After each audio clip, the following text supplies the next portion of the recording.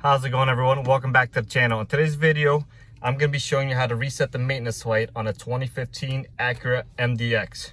So you're going to turn on the ignition switch. You're going to wait. As you can see, maintenance is due. You're going to take your little scroll wheel here. You're going to keep scrolling until you reach vehicle settings. You can go scroll either up or down.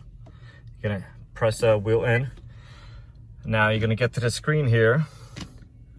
And you're gonna use the wheel again to scroll up or down. I decided to go up. You're gonna go until you see maintenance info. You're gonna press it again. Now you're gonna go scroll up or down. You're gonna wait till you see reset. You're gonna hit the button again. And there you go. As always, guys, thanks for watching. Don't forget to subscribe to the channel, like the video, and comment below.